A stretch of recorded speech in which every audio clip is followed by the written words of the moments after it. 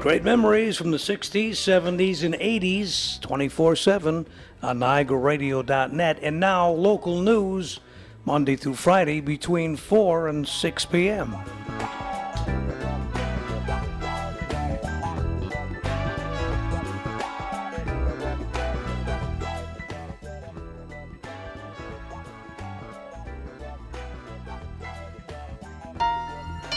At the Wellness Park Pharmacy at 86th and Buffalo Avenue and the Community Medical Pharmacy on Michigan Avenue just off Main Street, you're not just another customer, and your needs are important.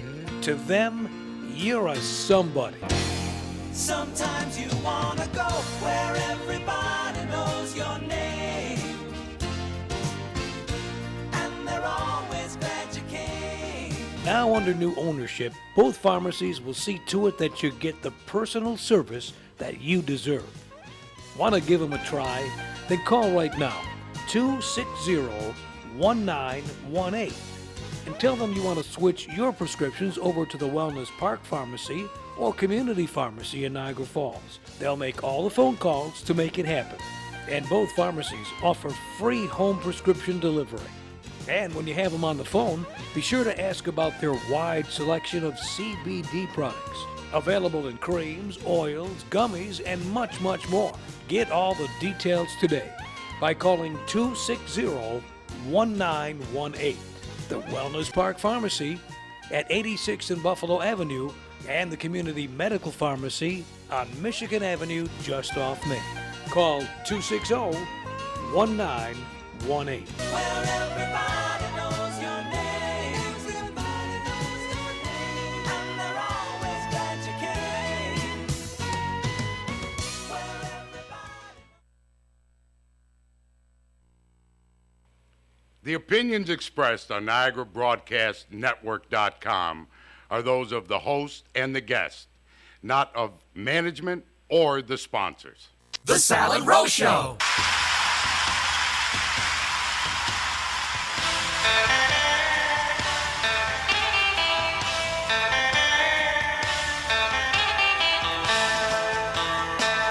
See, I keep telling you, the falls is not frozen. No, it's not. I don't care what they say. It's not. We're okay there. But it's pretty in the winter too. Sometimes. Yeah. Yeah, sometimes. It is. Not It when is. Well, I don't like. There's tourists that come in the wintertime to see it. I don't like it that much when you go out there and it's freezing rain and you have to scrape your windows off for an hour. But you know what? We'll see what our guest feels tonight. Okay. Because he's obviously. He loves Niagara Falls. He's obviously 365. He's obviously got some 12 big months a ideas. year. Big ideas for the city. That's right. Seth Picarello's with us, and Seth is running for mayor, and we're going to find out why tonight.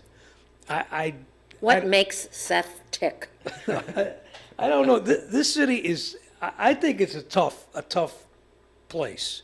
But you want to be mayor, and first tell us a little bit about yourself. Sure. Well, Niagara Falls is home. That's why I'm running for mayor, and that's a lot about me right there. I'm born and raised here, raising our family here. I have 2 young daughters. Kelly and I are raising our daughters here, and proud to work in this community every day already.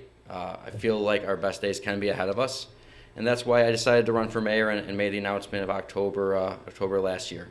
I want to run to do specific things, not just to be somebody. It's not about a title for me.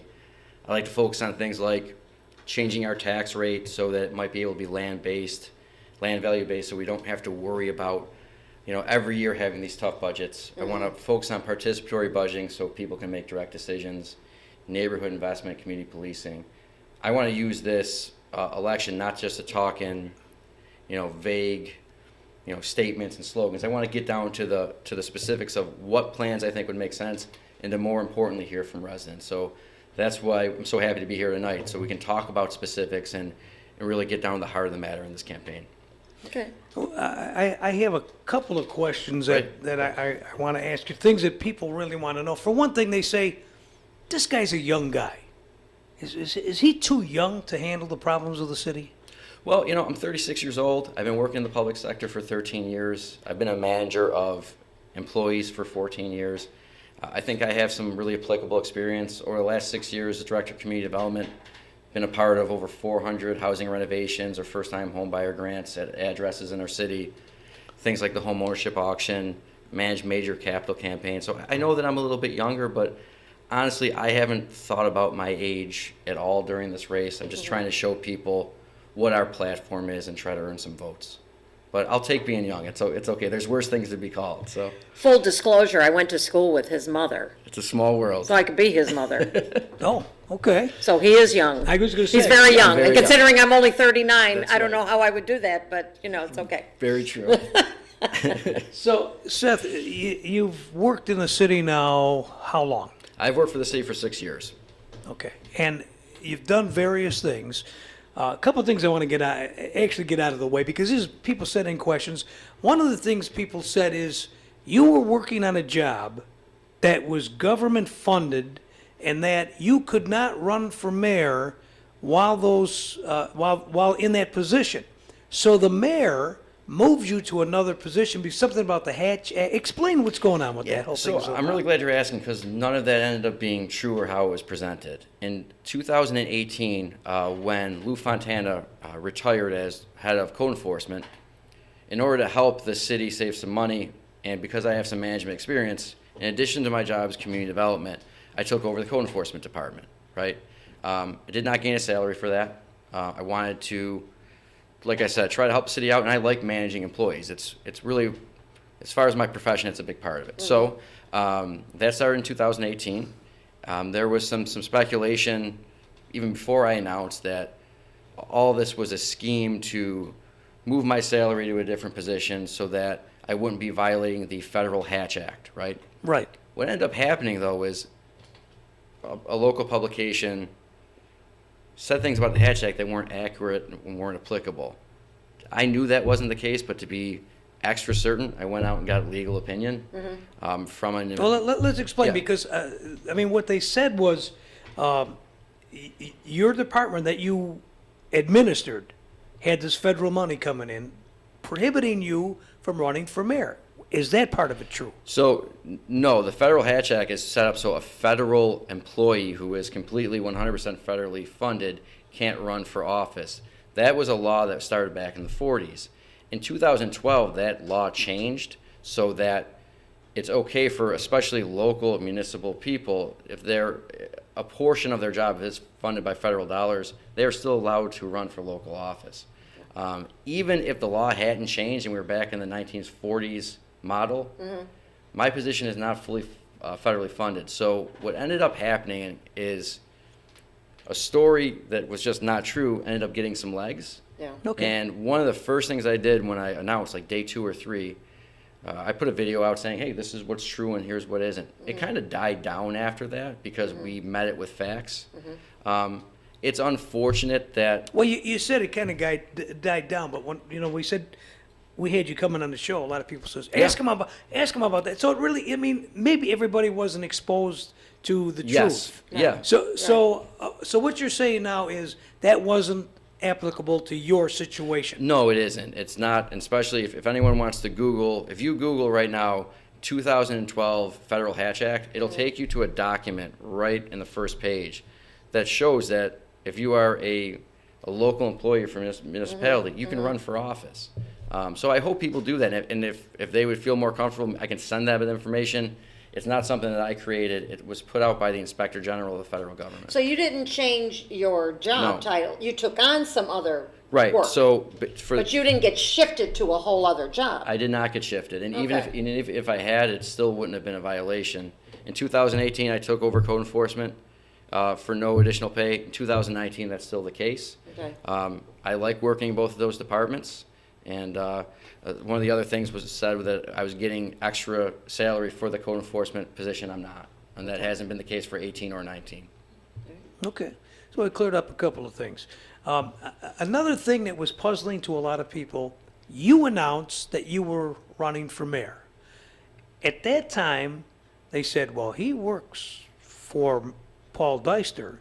So he couldn't have gone into his boss and says, I'm looking for your job, and the boss is going to transfer you, give you another job, take care of you, and do all that. They just said, this doesn't fit. Right. And at that time, Paul Deister said he hadn't made up his mind or hasn't announced whether he was going to run. When you first announced Did you know that Deister was not going to run for re-election? No, and let me walk you through it. So I've wanted to be mayor of Niagara Falls for my entire life, since I was a kid. And it's You something used to that, tell your mom and dad? yes. I want to I be used to- mayor. I'm going to So- be mayor someday. I was thinking about this the other day. I met my wife 15 years ago. On day 3, I told her that I wanted to run for mayor. And as I was saying it, I was thinking, why am I telling her this? This isn't relevant to, meeting this woman. I knew that I wanted to do this. I knew that that's why I entered in public service. I was an intern in City Hall in college for Mayor Elia. It's what I've always been drawn to. It's something I thought about 3 years ago of, I feel like I'm ready. I want to do this. I knew that 2019 was the year I was going to run no matter what. And anyone who asked me for the last couple years leading up, hey, are you going to run for mayor? I wouldn't say, well, I'm thinking about it. I'd say, I'm going to run. It's not a conversation I had with the mayor. It wasn't something that I cleared with anybody. It was a decision that my family and I made. And on that day in October, I knew that it was the right choice. We had made the announcement by me basically putting out a video and a press release. I was sitting alone in my house and thought about it for a little bit. I clicked send, and I knew that once I did that it was going to create some upheaval, and it did. And I knew that as a result, maybe I would get fired, right? All things that I knew were potential, but I knew that 2019 was the year I was going to do this, no matter who's running, and that's always been the case. We have some announced other candidates who I'm excited to be running against. There might be more candidates. None of that matters to me. It's about me talking about my platform and why I think I'm the best candidate. And I hope people, as I'm knocking on a lot of doors this year, I know that maybe people will think, well, that's unconventional. I accept that, but hopefully I'll get the opportunity to talk to people about why I'm running and why I made Did the the decision. mayor, when you said you were running for mayor, did the mayor actually, did he say anything to you about it? We had a conversation. He said, I'm being asked by the media if you're running, and I'm being asked by the media if I'm running. And he said, this is not something that we expected to happen today. And life's made up of a couple awkward conversations. It was an awkward conversation. Did he give you the extra job of the code enforcement before this or after you made your announcement? No, so January 2018, when Lou retired, that's when I took that job. So this was Way before. in January. You got the job way before. Okay. So, and that was, please, people know that's not, taking on extra responsibility was not at all some type of setup for this, because having 2 jobs doesn't make running for mayor easier. There was a lot of, you see, that's why I'm glad to have you on a show Yeah. like this. And here on this particular show, we're up front. We're going to Yes. tell you what's on our mind, and we want you to do the same thing. Tell us what's on your Of mind. course. And we want to continue this throughout the whole campaign. I'm going to invite you to come back right throughout the whole campaign and explain, and the other candidates too, explain what's on your mind, what you're thinking, what you're doing, and And I appreciate that. And kind of what I'm seeing so far in this campaign is it kind of being set up that other opponents are running against me like I'm the current administration. The reality is that I'm more than happy to run on my record and what I've done, but I'm my own candidate, right? I'm not the current mayor. And I think it's important for us as candidates to realize that we're running against each other in our individual platforms. And I think that's going to be a challenge in this race. I'm proud to be the director of Code Enforcement and Community Development. It is the best job I've ever had. I feel like we've made some differences in this community. But to try to attach me to something else, just because I work for the city, isn't going to happen. I get the community development thing. You're doing that. You have thoughts. You have ideas. Yeah. But what is your expertise for code enforcement? Well, I've been supervising code enforcement officers all throughout community development, my time in community development. And so I've had a couple of different jobs where I've supervised people. Like, for instance, I've always supervised an accountant, right? I'm not an accountant, but I know how to manage people. So I feel like I have the ability to lead a team. I think that's what we're doing in code enforcement and community development. So my expertise and my education is in management. And that doesn't necessarily mean that I am an expert on each individual position I'm managing. Okay, so you're going to, as a lot of people have said, I'm going to surround myself by the people that know what they're doing, that have the expertise, and I'm going to put them in the right position. Is that basically what I'm That's correct. And I work with, sticking with code enforcement, I work with people who've been code enforcement officers for decades, and they're the experts. And one thing I always try to make sure I do as a manager is you got to know that you don't know everything, and you have to be learning every day. And I'm lucky to learn from those people who have a lot more experience than I do. Let me ask you this: if you became mayor tomorrow, what would be your number one priority? What's the first thing you would do when you walk into City Hall? The first issue you'd have to tackle is the budget, so it's got to be the tax rate. So we talk a lot about budget cuts, we talk a lot about things that we want to do, everything sources from the budget, right? Our current budget system of homestead and non-homestead is broken. There's a hole in it. There's been a hole in it for many years. We need to, instead of just looking at a traditional reassessment, which is a non-starter here, look at how our tax rate is set, look at our revenue picture. So the first thing on day one I would do is start by looking at, can we switch to a land value-based tax to make it so that we aren't in these, stress-filled emergency budgets every year. Okay, explain a land value-based tax. Right. And it kind of leads into another topic that I want to talk about, which is Johnny Ryan building, very close to I was going to ask you about that. Right now, all of our properties are largely based on the value of the structure. Okay? So that means if you put an addition on, your assessment goes up. It's all based on the structure. We are a city that is right next to a national wonder. In my opinion, we should focus on the value of the land itself. Okay. Because we're also a city that is ravaged by speculators.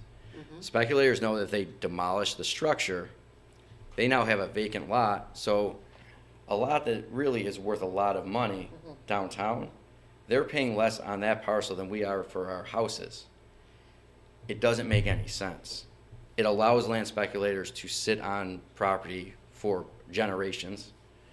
It makes our budgets, we are basically collecting taxes on properties that are assessed very low, and it's why we always find ourselves in this rush to, all right, can we cut these expenditures to get to a balanced budget? You can't cut your way into sustainable, financial strength. And we have to be realistic about it. We end up talking about the budget right when the budget happens. And it almost becomes theater, because the mayor presents the budget, then the council feels like, well, we have to make it our own. It becomes this back and forth. In my opinion, we should look at that land value tax, and the mayor and the city council should present the budget together. They should work on it together. They should have 4 to 6 public meetings, not just hearings where people, that's about anything, the specific cost centers. Present the budget to the public together and say, here are all the things we agree on. Here are the 10 to 15 points that we don't. We're going to hash those out. But let's actually have a coalition government and take some of the theater out of this. You're bringing up something that boggles my mind. You're bringing up something that I can't put together. The Hammerster deal. The lot was downtown, a block away from the falls. Probably worth a lot of money. I don't know what the lot is worth, but they said that they were renting that lot to a person for $40,000, $60,000, whatever. For parking, you mean, right? Yes, and then that the person was running that lot and parking the cars, making $200,000 to $300,000 a year. I mean, this is allegedly what I heard. Yeah. Okay, and the city said, well, let's put the Hammerster up. We'll give them the lot for $100,000. They could have made at least $2, from what I hear, if they park cars there. So you got a lot worth a lot of money.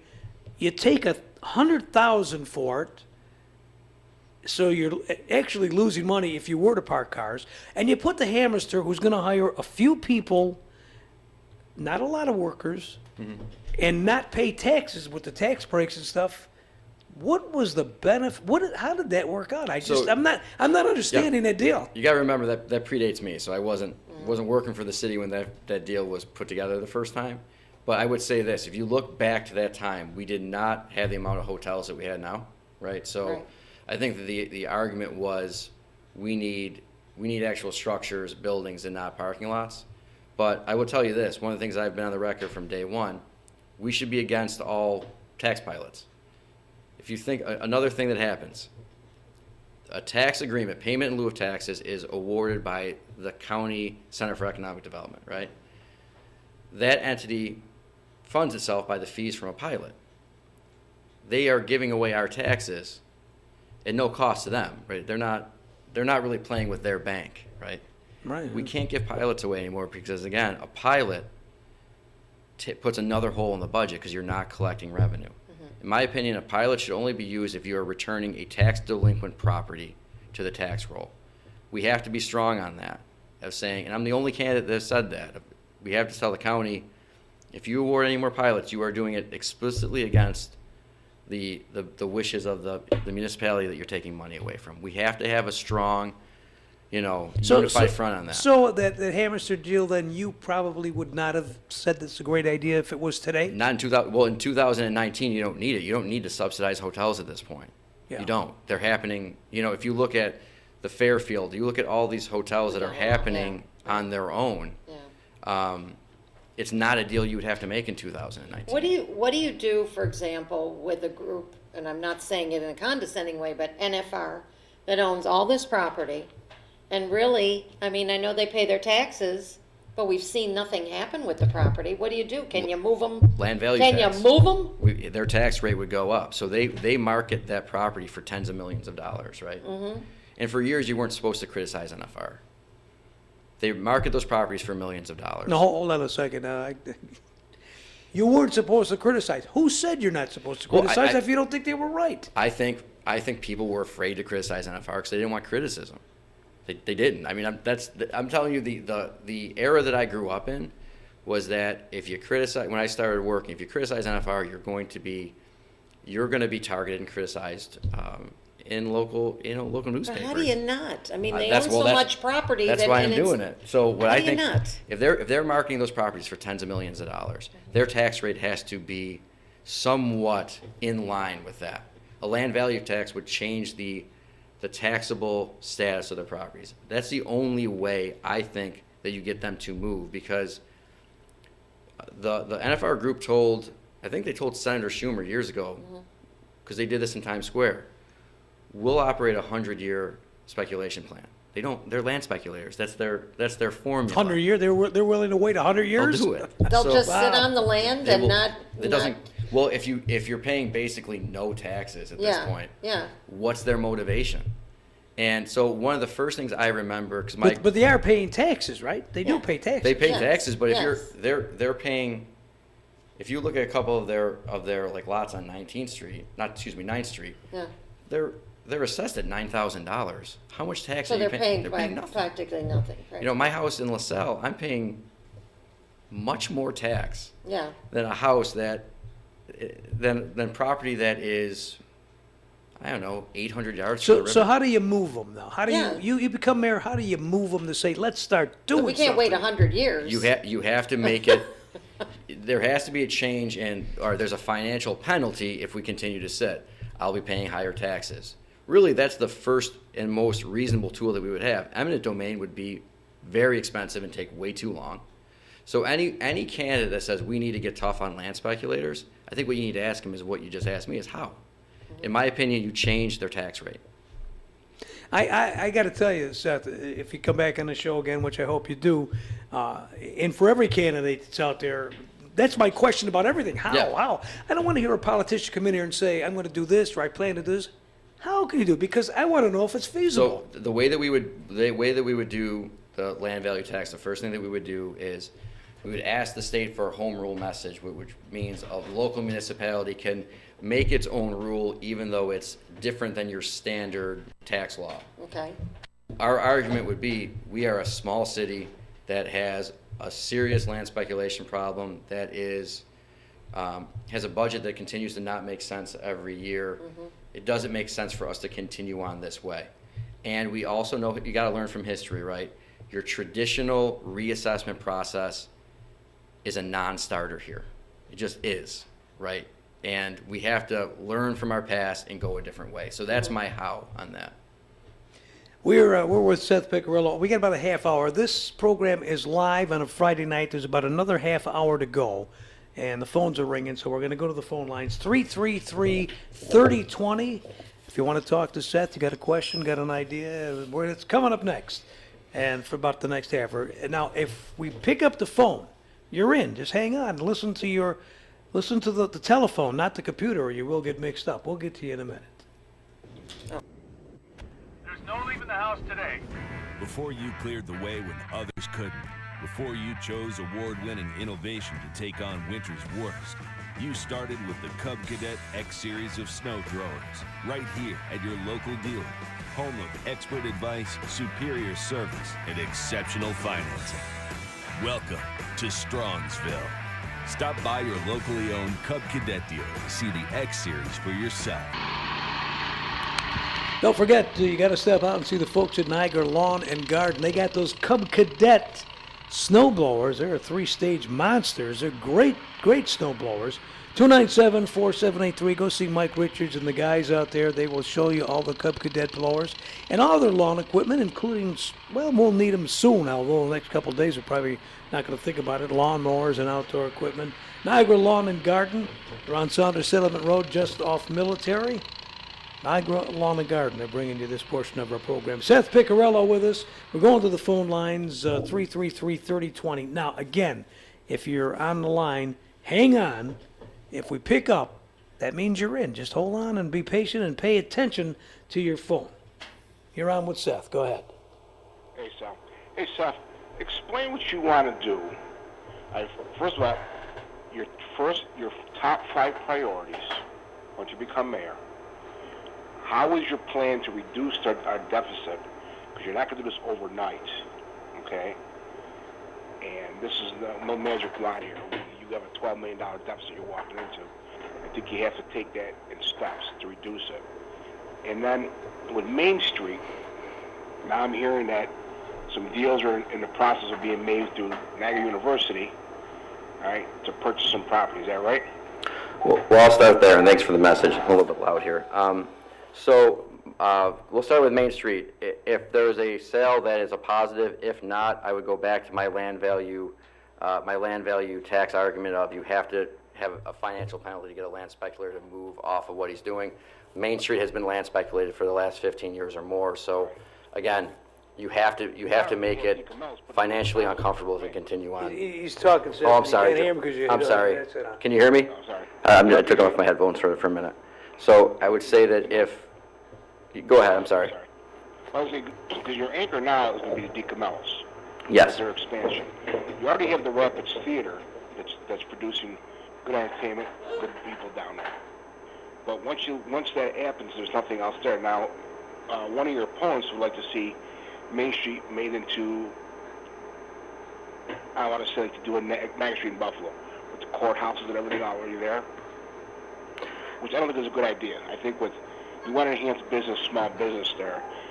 I think you want to piggyback off of DeCamello's $1 million investment, and if the deal goes through at Niagara University with those houses, all right, with the properties, I think there's an awful lot of room of growth. You have a train station. We have to figure out something with that train station.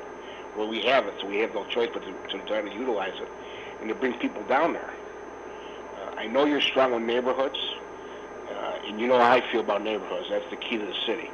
One of the big pieces of the city is revitalizing neighborhoods. You want to bring people back in because you can't keep tearing houses down.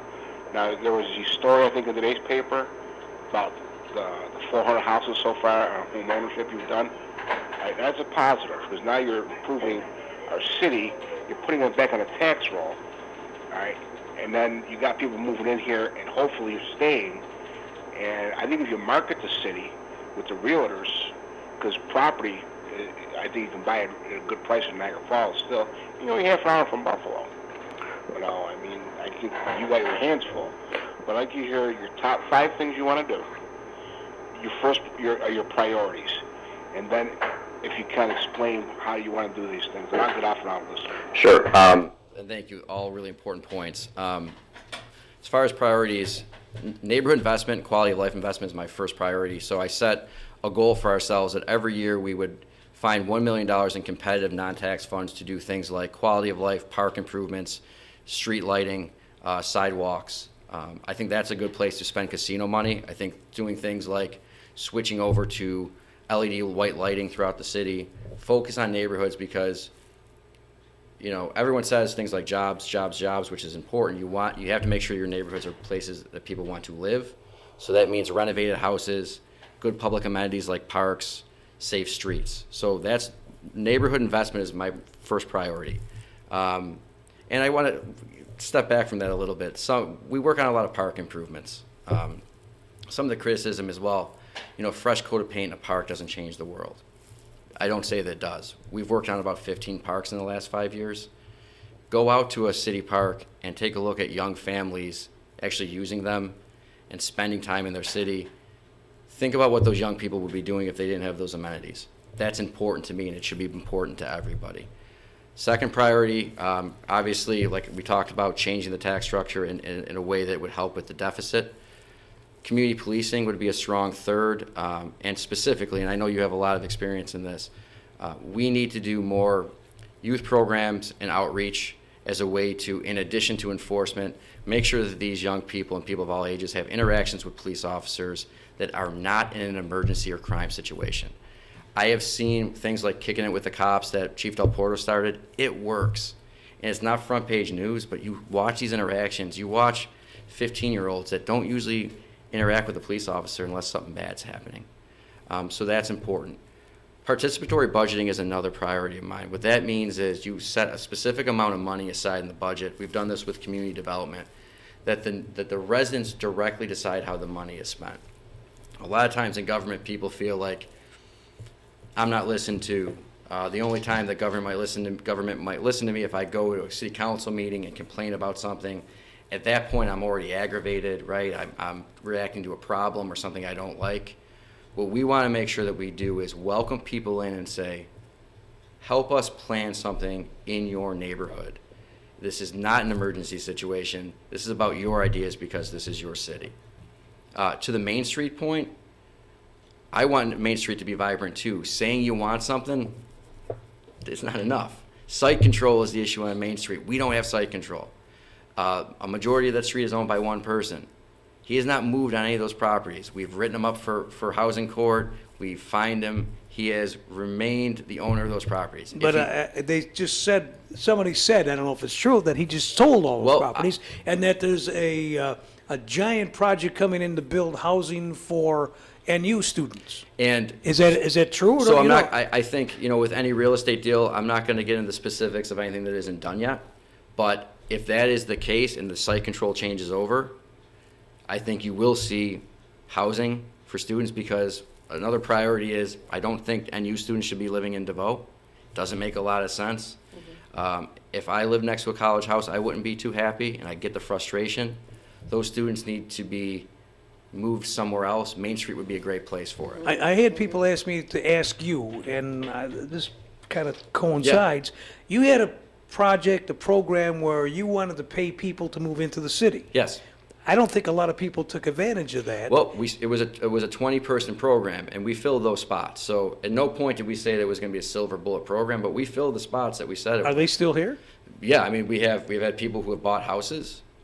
We've gotten 3 homeowners out of it. We have 8 people that are still in the program. We phased it out over a couple of years. It got more attention than we thought it was going to, but we're trying to make a point that for a lot of years, and I can speak to this specifically, Niagara Falls didn't make a strong play for young people to move back. Mm-hmm. No one, people, so I'm 36. A lot of my peers, they left because there wasn't a strong push for us to say, stay. We were trying to change that mindset. And if you talk to some business owners along 3rd Street, kind of the attention that we brought to the neighborhood helped them make investments. So I think that program worked. And from day one, we never said that it was going to lead to, 50,000 people moving in, because we set the number at 20. 333-3020, that's your number. Seth Piccarello's with us, running for mayor, and we're going back to the phones. Once you get into the line, we put you on hold. Hang on, and we'll get to you. Hi, you're on with Seth. Seth, I was just wondering over here, if you should get the opportunity and you win and become mayor of the city of Niagara Falls, I got 3 questions over here, and I'd like to see what your answers are to them. How do you feel about reassessing the properties in Niagara Falls? Do you want me to go? Do you want to do all 3, or do you want me to answer one by one? One by one. Okay, Dave, thanks for calling. I don't think a traditional reassessment as it's been done in the city works. Just learning from history, I think we should switch to a land value tax. I think that we have to rethink the entire process, because Right now, you have a portion of the city that was reassessed 12 years ago or over 12 years ago, and a portion that was not. That's an inequity. But I think we know that the traditional process won't work. That's why I think we need to change our model to a land value tax model. So then, in other words, there will be a tax increase coming up because we're hard placed for cash right now. No, There will be a tax increase coming up. nope, that's not what I said. So in your neighborhood, you live off Niagara Street, correct? Right. We are not saying that there would be a tax increase. I think there's a couple of different things that we could look at. Even if we didn't do, let's just say land value tax would take over a year. We can start to look at reassessment upon sale. I'm not looking to do a tax increase, so I want to make sure that you're clear on that. I think it's such an important issue that we need to change our entire structure. And what I would also propose doing is, I don't believe in just rolling anything out. I think that we would need to have a series of neighborhood meetings to talk about this, but the current system isn't working and we need to change it. Okay, now look at, there was all kinds of controversy going back a few months ago about this garbage disposal fee. Is that still on the table? What do you think about these fees? Are we going to be hit with fees if you become mayor of the city? So I think the garbage program was rolled out the wrong way. Okay, it created a lot of confusion. Right now there isn't a fee, it's just in the general budget. I think we have to ask ourselves a question of, would we be more comfortable if it's just one big tax number or if there were separate numbers? There might be a value in separating those so you can know exactly what you're paying for what, okay? I believe that it makes sense to have containers for trash. I think it makes the streets cleaner. It helps with things like rodents, but if you're asking me if I thought that the garbage plan was rolled out the right way, I don't think it was. What do you feel about this recycling business that's going on? It's completely collapsed. China doesn't want it. Now they're landfilling it. It's not even worthwhile anymore to collect recyclables. Even West Seneca there has gone to a different deal. They're doing it every other week and this and that because there's no money into it. Are we still in this program? Why don't we stop it and save the city some money on this? Well, from the research that I've done, the recycling market it goes up and down. It's different than it was a few years ago. But what I would say is this. I don't want to go back to the days of putting garbage bags out on streets. I don't think that makes sense. I think we have to monitor what the financial benefit is of recycling, but I think we should stay with containerized garbage because if you look at things like rodents, you don't want to have garbage just on the street. So I think that's definitely a part of it that needs to stay. I have two more questions here, and I'll get out of your way. Look, I noticed over here that, especially in my area, it's not that great. I mean, it was a very, very good neighborhood at one time here, and it's gone right down the tubes. I noticed that Modern isn't even picking up. There's supposed to be one bulk pickup a week, like a couch or a chair or anything like that. They're driving right down the alley. They're picking up garbage, but they're not taking the bulk garbage. They're not picking up the mattresses. I've never seen so many mattresses, couches, chairs, tires, TVs, like it is up and down these alleys here. Which alley is yours, Dave? Right, I own a home right directly across the street from JJ's funeral home. So, and I own 11 properties on the east side. So the whole east side over here is mine. Well, what I'll do is... Not mine that I own it, but I live here. No, I got you. It's your neighborhood. I'll look into that because there should be that bulk pickup happening. So if you They should pick up, what, one item a week? That's correct. Dave, I'll drive that tomorrow morning and we'll contact Moderns. Go down my alley over here, go down the other alleys, and you'll see it's unbelievable. Tires are all over the place. Nobody's picking it up. I would rather have a clean city and a safe city than go through things like this. Look, I have one last question over here, and this thing really, really busts my stones. Now, look, I've been going after the inspection department for many, many, many, many years, and I'm on them. I'm on them left and right, and they can tell you this. It seems to me, now I'm not going to do this to bust your stones or anything else to that, but I'm kind of really upset about this. When Dennis Virtuoso was the last guy in charge of that inspection department, he used to knock down 30 to 40 buildings a year, and it was more or less like a lottery. would be certain areas. They would knock down some properties on the east side. They would knock some properties down on Pierce Avenue all over. You seem to be concentrating up on over there around 4th Street and everything else, 7th Street, and we're faced with a tremendous amount of dilapidated homes right here on Niagara Street. The old John's Club building on 20th Niagara, you could see holes through the roof. You could see on 24th Street, right behind the wrestling place on 24th and Niagara. My God, there's burnt out, boarded up, condemned houses over there. Everywhere I look, it took me 15 years to finally get this house torn down over on by 27th and East Falls. You had that Mills grocery store that was torn down, and then finally, after I got on, after Kenny Tompkins and calling up the inspection department, Well, Dave, I was holes through the roof. Dave, that was a finally torn down. Yeah, I mean that was a demolition that I wrote the contract for. I know about that house, and I know we disagreed on one of those buildings on 27th. I would say this: in my time with the city, I've managed contracts for 90 demolitions. Right now, we're focused on doing a demolition contract that is not just in one location, but we want to focus on dilapidated garages. So you will see a demolition contract this year. Look at, what about Niagara Street? Your father's got a business here. What about Niagara Street? That building is condemned and dilapidated. This is what I want to know. My area, where I live, not where you live, where I live. I care about my area. It's going down the tubes. It's not safe anymore. There's shootings here. There's prostitutes here. Everything here. And you guys aren't tearing down the buildings. Well, it's a simple answer. Well, I want the buildings on Niagara Street here and on the east side torn down finally. Not everything pushed over there on 7th Street, 5th Street, 4th Street. All the money's going there to hell with us. Well, Dave, I want to answer answer that question because me and Dave disagree on one building that's around the corner from his house. This was 3 or 4 years ago, and I think that's probably part of his anger. What I was going to say is that the demolition contract that we're putting out has demolitions in his neighborhood. He referenced a demolition last year that we wrote the contract for, so there will be a demolition contract of about $300,000 this year citywide. We do want to focus on the dilapidated garages, and here's why. It's an issue. It's a safety issue. We can get more of them down in a cost-effective way as well. How do you determine which buildings get demoed? So health and safety. You do have situations where in any neighborhood, if you can't just demolish a property because that's not a health and safety issue that's secured because one neighbor is asking for it, right? You can't do that.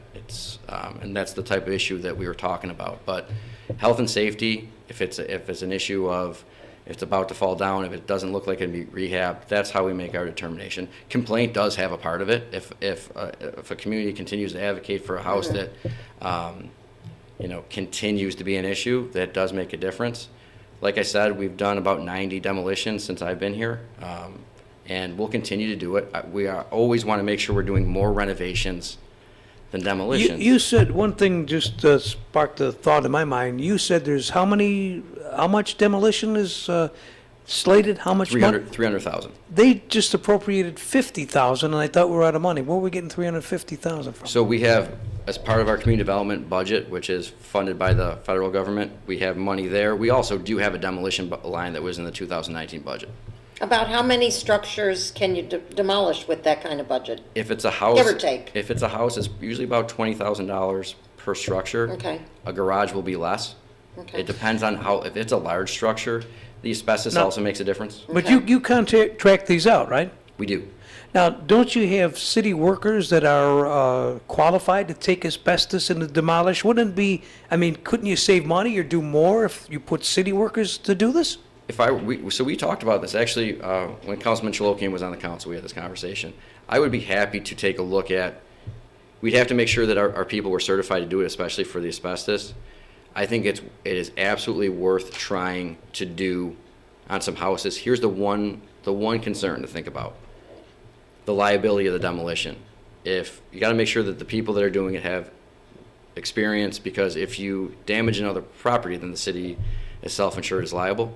So we just have to make sure that we know how to do it, but absolutely willing to take a look at that and try it out in some houses. But we'd have to maybe on the first couple we could rent the equipment, but that would mean we'd have to buy the equipment. Okay, well, it's a possible. Something else, something that we haven't talked about. Yes. Something to look into for sure, and it's a conversation we've had throughout the years. Seth Pecoraro is with us. He's running for mayor, and we'll continue and take your phone calls at 333-3020. Ever happen to notice how things are changing? We get our news and information from our smartphone or computer. We verify things online, and we text our friends instead of calling them. Well, now, if we want to remember a number, we put it in our cell phone, especially if we know someday we're going to need that number. So do yourself a favor right now and add Chris Moore's number to your cell phone. It's 523-5911. And when the time comes when you need an appliance repair, Chris's number will be right at your fingertips. If your dishwasher needs repair, your refrigerator, your freezer, your clothes dryer, with the season of family and friends coming to visit upon us, you'll want all of your home appliances in top working order and ready to go. So remember Chris Moore's number. Put it in your cell phone, 523-5911. Throw out those sticky notes and put the number in your cell phone. When you need it, you'll have it right at your fingertips. Now you know why they call it a smartphone. Chris Moore's Appliance Repair, 523-5911.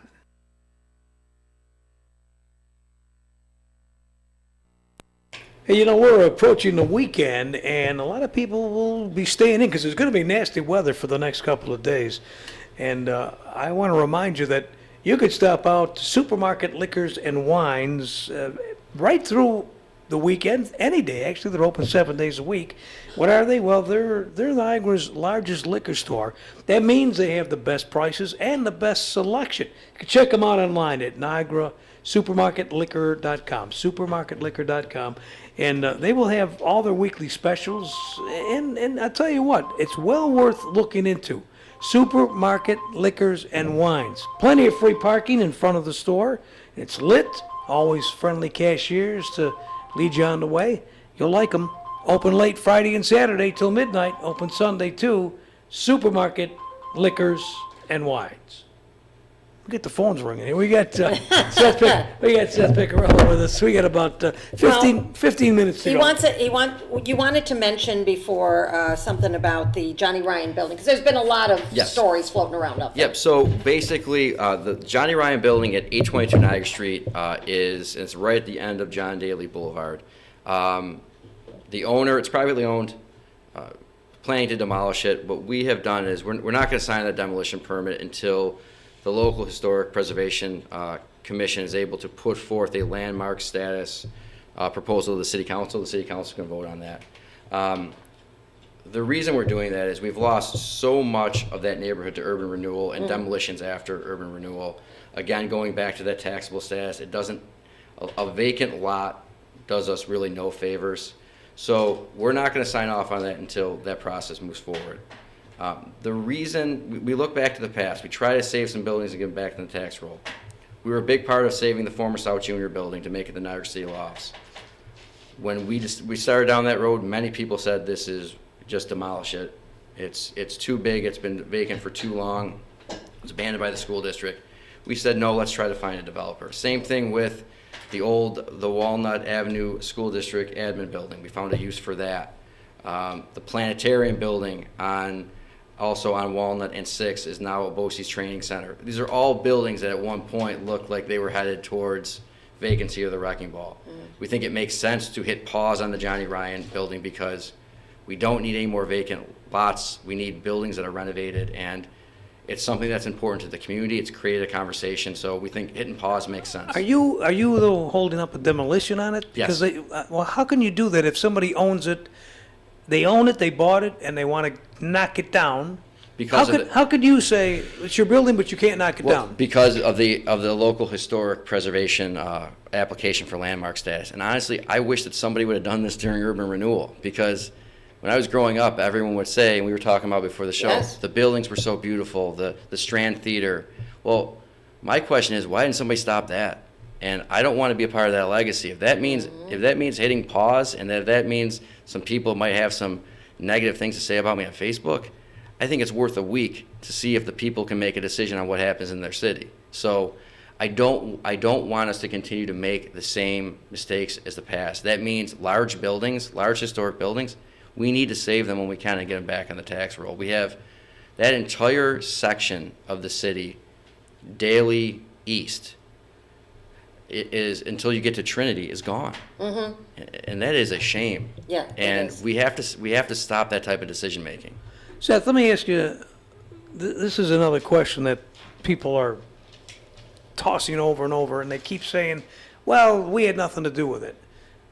And maybe we should have had, but we have negotiations coming up in a couple of years with the Senecas again. Yes. Now, first of all, I want you to answer whether or not you are going to try to get a seat at the table, because apparently what's happening now in the last negotiations, the mayor, I may be wrong, but didn't forcefully say, it's my city, I'd like to sit there, and he kind of left it to the governor. What's your stand on that? We got it coming up again. Do you think we should have a seat there? The way that law was written years ago at the turn of the century was it was a negotiation between the Seneca and the state. We need to change that. The city needs to be up at the table. Before the litigation was decided, I advocated for that we should start talking about direct negotiation with the Seneca. We can't let New York State negotiate for us. The Seneca they're one of our top employers. Many of our local people work there. It's important to our community. We need to be a part of that negotiation. And to go a step further, and I know this is a topic that's been talked about, we need to negotiate with the state that we get a specific percentage of the parking revenue at the state park. And we can't just say we need to fight for our fair share. Is that realistic? Do you think they're going to? I mean, well, here's how I would propose it. Right? I would say we would look for X amount of dollars in parking revenue. That means we don't need economic development grants or tax breaks. We need to be financially sustainable. This would be year-over-year revenue. In addition to that, what we would say to the state is we will set up a decision-making group, a commission with state leaders, the city, our assembly person and senator can be on it and say, we'll all decide on how this money is spent that would be in the best service to everybody involved. The state park. We could also take a portion of our casino money and match it to make a fund that a group of stakeholders would make decisions about, not just the city. I think that we have to come up with a real solution to get dedicated revenue from the state, not just talking about we don't get enough from the state. Agreed. Let's come yes. up with a specific idea that gives the state some ownership, that gives our elected officials some ownership, and test it out. Other than that, we're just going to continue to complain. So that would be my approach. Match that revenue with our own casino money, have a group of state elected officials, local officials, business people make decisions on how that money is spent. Have you talked to anybody? Is that feasible? Does it look like somebody will talk to you about it? Or are they, like, now they say, yeah, you want a piece of the state park? Yeah, that'll happen. Well, so you have to do it in a way that would make sense for the state. Like, for instance, there's this proposal that upstate New York and downstate New York should separate. Like, that's theatrics, right? But if you were to say to the state, we're looking for a specific percentage of revenue. In return from that, we are not looking for economic development grants on projects. It would probably make financial sense. You would be a part of the decision making, so the infrastructure leading to your state park would be invested in. We'll match it with casino funds, so we're going to ×2 the investment. And it would be a way for the state to say, we listen to the local municipality on a reasonable idea.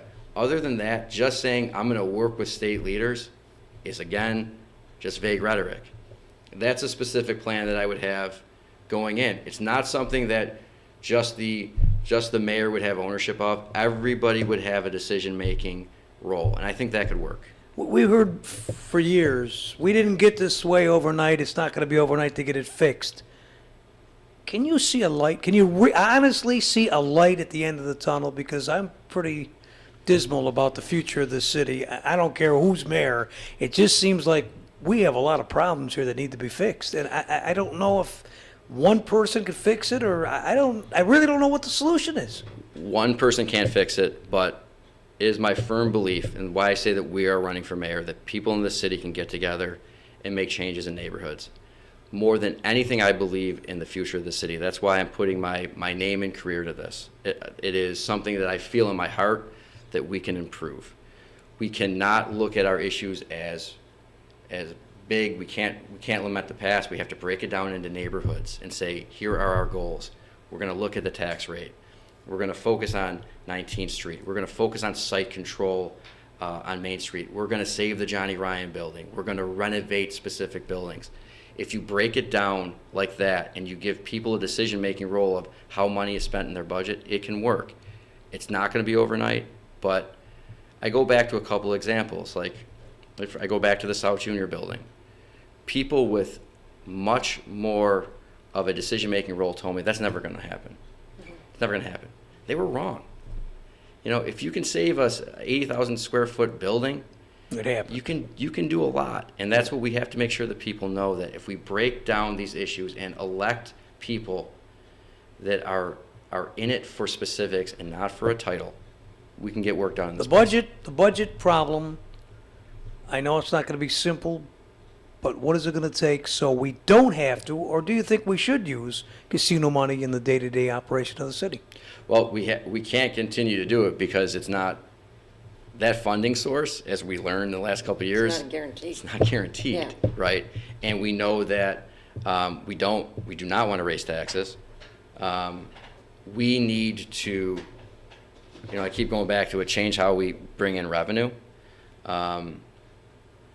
We need to reduce costs where we can, but we have to look at the revenue picture. I think that you have to come up with a phased plan to take casino money out of your day-to-day salary operations. You should still use casino money for things that are Can we do that without layoffs? without layoffs. Yes. Yes.